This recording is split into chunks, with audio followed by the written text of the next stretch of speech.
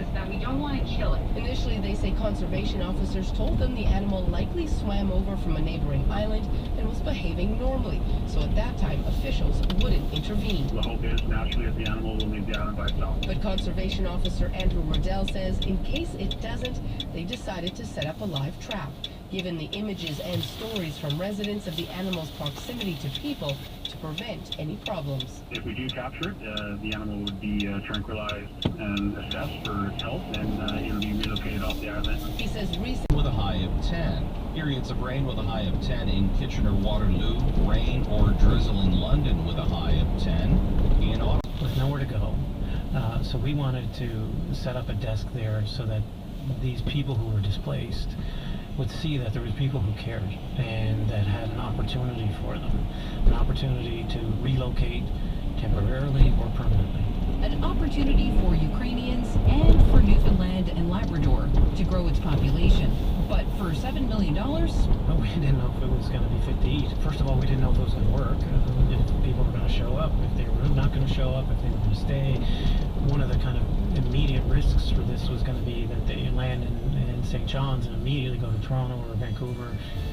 Different. Because I follow Ukrainian groups in multiple parts of Canada, and when it comes to welcoming and helping Ukrainian newcomers who are escaping the war, I see that in established diasporic settings, it's mostly Ukrainians, other Ukrainians who participate in these endeavors.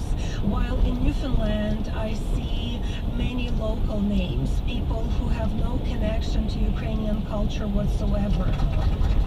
We're open our hearts and our homes to you, so whatever you need, please feel at home. I feel Established, groups where they wouldn't have to find ways to integrate right away. They do have to find ways to integrate right away and to cross cultural borders and to learn English. Now, most Canadians would agree that learning Newfoundland English has its own challenges. But it's a challenge that people are navigating. Fury says in some ways the progress has been surprising. The integration that's occurred so quickly within the communities, has a feeling of permanence. With population decline ever since the collapse of the fishery.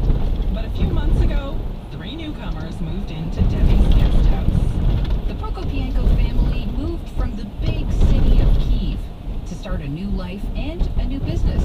And now, those Ukrainian bakers are the talk of the town. CBC's Gavin Sims drove an hour and a half outside of St. John's to find out more about the Borscht Ukrainian Cafe. Okay? Stop that music.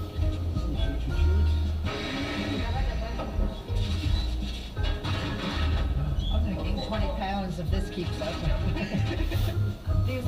She wanted to go to somewhere small. From 5 million people to us here, less than 1,000. Edward likes to fish, so I can hardly wait to get him out fishing. So they're sharing your home with you? No, this is my guest house. Okay. My house is over there. Yeah. So my God, life in Hearts Delight must be so incredibly different than life in Kiev. How would you compare your lives here to what you left behind in Ukraine? No, в Киеве жизнь была. The main difference is because Kiev is... Debbie, what made you reach out to the Prokopienko Family. When I met Rita on Facebook, my heart went to her because she's the same age as my children. I have 2 daughters that are her and Edward's age, and seeing the pictures and whatnot, and her and I started talking, and I just fell in love with her at that time. Yeah. And I guess you have this space here, so it was just... I just finished the house when I got the phone call to say she's on the way. I just went up to the airport that night to pick them up, and they really like to do this. And their friends said that their food is really good and tasty. So when they came here in Canada, they thought it will be like a good idea to open some sort of thing